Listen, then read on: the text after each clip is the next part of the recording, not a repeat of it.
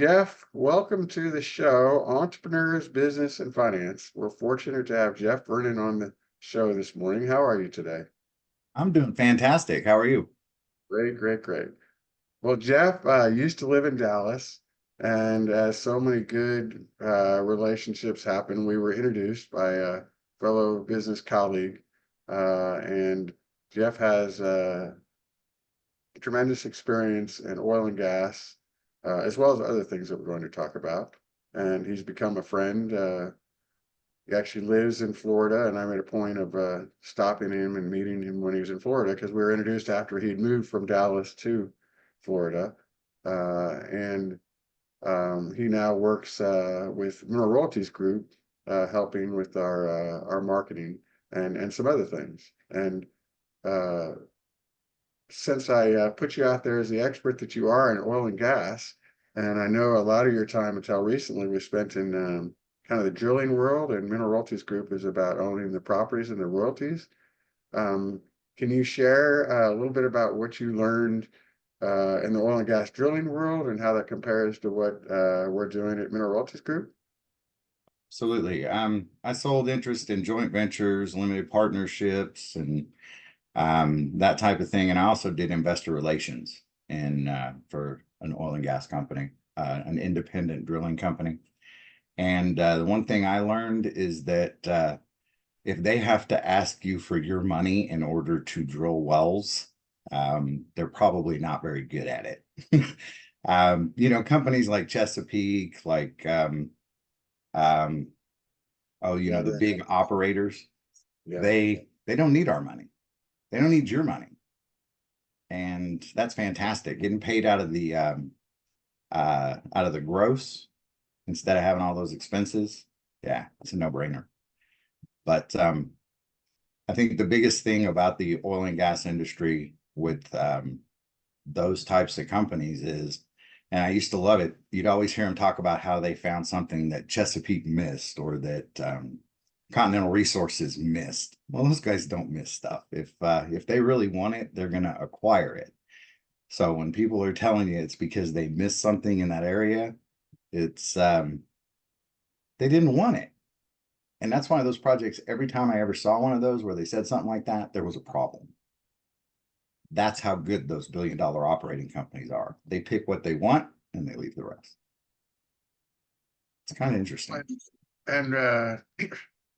And I think there are some successful smaller independent operators, but as a defense for them, it's just very, very difficult. I've done that myself in a past business, and the funding and small operators and all the problems that you run into.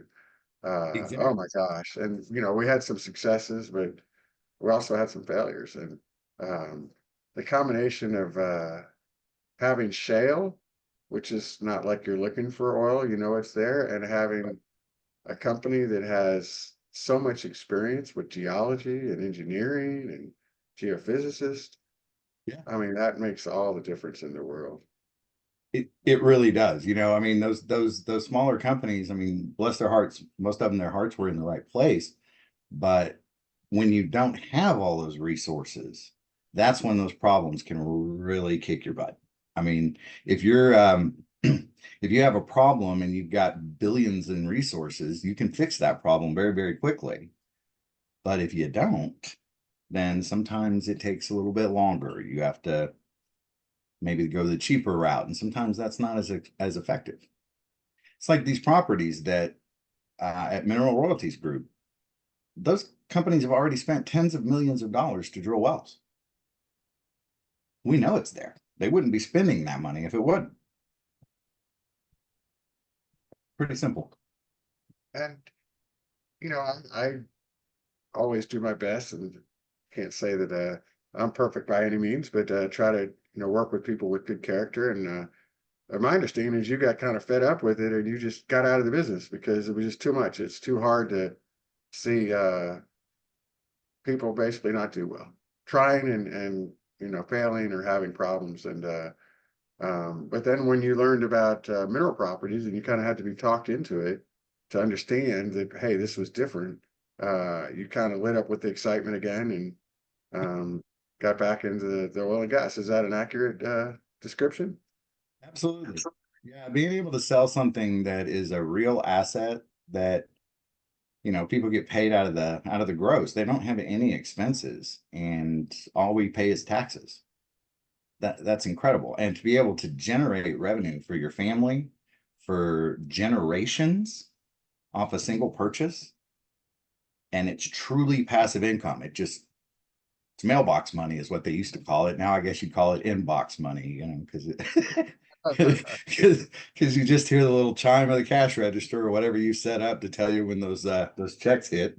Whenever you made money, you did it while you were sleeping, while you were doing everything else in your life. Well, and truly royalties, most people don't understand that you can buy property underneath the ground under where a big company, $1 billion, potentially publicly traded company is drilling, and they pay you a percentage because you own the property. But that's what mineral properties, mineral rights, there's different names people give it, but that's what it is. So it's a not a well-known business for most people. Yeah, and they've been doing it. People have been able to buy mineral rights since like 1839 is when they first started that. You got families out in the Permian Basin as a perfect example. Back when oil was in the big boom in the beginning, when they were still going after traps and stuff like that, those families made a lot of money on what are basically dirt farms. They couldn't even grow stuff out there. And then as they depleted those resources, all of a sudden, they weren't getting as much money. And then when they found the shale formation out there and started producing that, those people started getting checks again, just out of the blue in their mailbox. Could you imagine that? Just all of a sudden getting checks on a property that your family has owned for, hundreds of years. Yeah, It's just it's mind-boggling. it is mind-boggling. Well, you happen to live in an area that of the country, Florida, that has a lot of seniors because of the warm climate. Um, I'm certainly of an age now where, my parents have passed away, and I went through rewarding times, but also difficult times when they both had dementia, Alzheimer's, needed help and different levels of care. And I know another one of your passions and what you do is you help seniors, and I think people are interested in that. What you've learned and what you know about how to help your loved ones, your parents or aunt, uncle, or anyone that you care about that needs help as they get older. Because unfortunately, or fortunately, beats the alternative, as my dad used to say. We're all going to get older. Yep. Inevitable. Yeah, so I moved to Florida because a friend of mine that I had worked with for years took a job working for Life Alert, and he offered me a job. And I happen to know a lot about Life Alert because back when it first came out, I was actually working in the security industry. And I remember talking to the owner of the security company that I worked for. We had a big meeting, and he was talking about this wondrous thing, Life Alert. He's like, they can tell you if your equipment breaks. Security equipment, you have to hit the button and find out the hard way, right? Somebody might not answer if there's been a problem with the equipment. The only way to find out is to hit the button and find out. With Life Alert, nah, if anything goes wrong with that equipment, they call the person that's wearing it and say, hey, that device doesn't work. We're sending you a new one. If a safety device can fail you without you knowing it, it's not really very safe.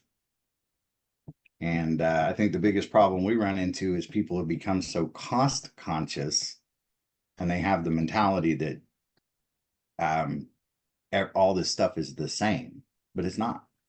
You can look at the paperwork that those companies send out with their equipment. It says you can't rely on this. It's not an emergency response device. And it's like, really? So why are you charging people for it?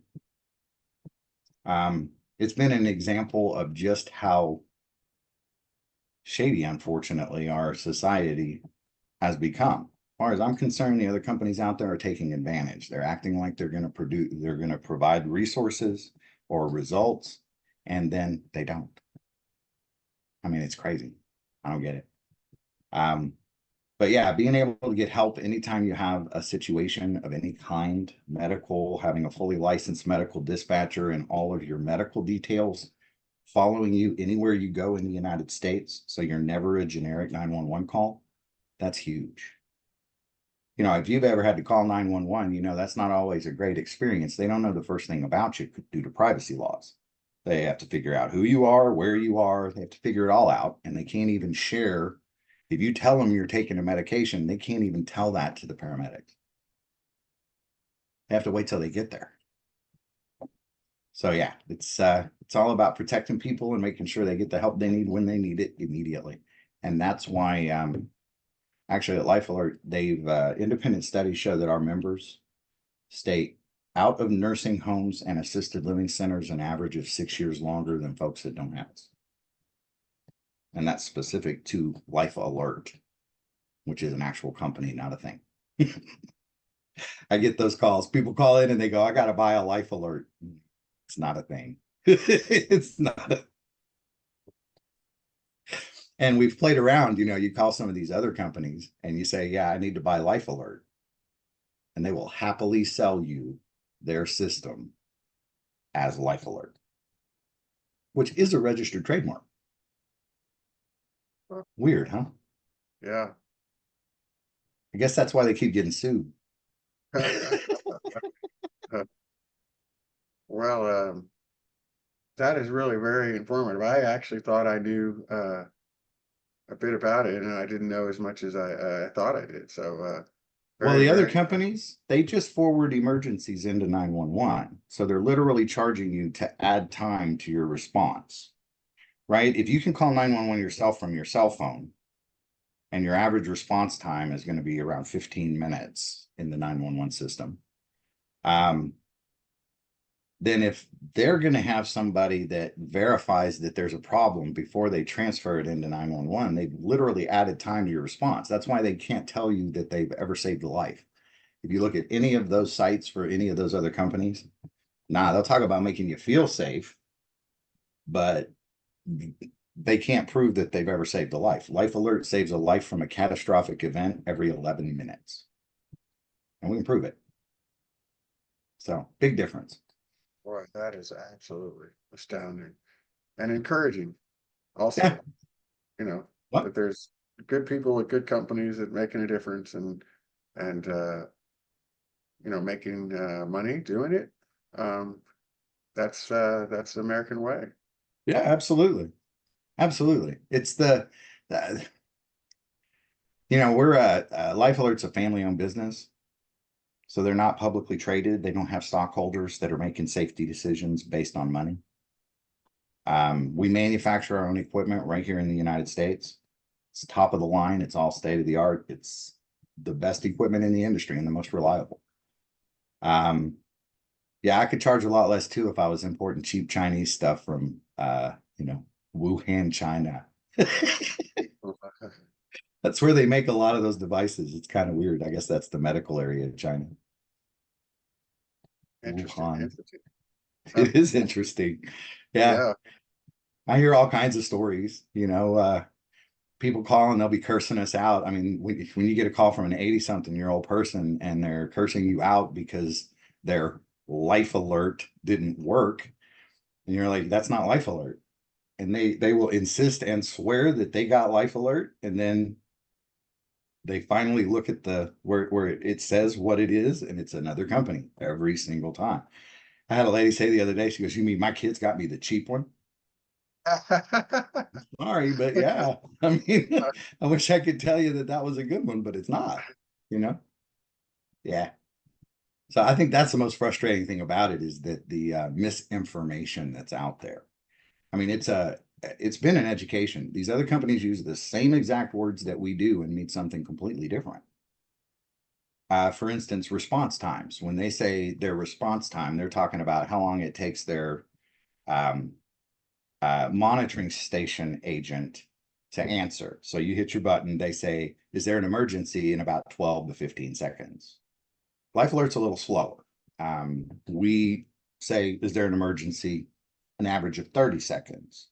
The difference is the person who answers is actually going to handle your entire problem. from beginning to end. They're going to dispatch who you need. You're not going to get transferred, put on hold, or anything like that. You're fully qualified. The other one's just going to transfer you. It's like, what are you paying for? You can call 911 for free yourself from your cell phone. Yeah. Well, when you boil it down like that, it seems so simple. That's one of my, I think, beliefs is some of the most important things you can do in business is boil it down to the main point. And we say it like that. It's like, well, my gosh, I thank goodness I don't need it, but I'm ready to get it. You know what? You never need it till you do. It's like wearing a Yeah. seatbelt. You don't try to predict when you're going to need it. Am I going to need the seatbelt today? Because you're not going to be right. We just wear it each time, and when something happens, Okay, we're never just really mind. glad that Sign we me had up. it on. Sign me up. Never mind. Sign me up. Uh, uh, uh, well, I am a little bit envious. I'm from Arlington, Virginia, and we used to have, winters about 16, 17 inches of average snow. People in Buffalo and Maine and Minnesota and North and South Dakota, they all laugh at that. But so here I am in warm, sunny Dallas, and it's been below freezing and came in, I think it was maybe a little above freezing this morning. And there you are in sunny Florida. Uh, Let's see, what's the temperature? Hang on, let me see for you. It's 58. 58. Yeah. Yeah. Oh boy, that's tough stuff. Um, well, hey, really good to work with you, listen to what you have to say, uh, have our friendship, and thanks for coming on the show. I think people find this interesting and fun, and I will talk to you soon. For having me. Have a great day. You too. Bye-bye.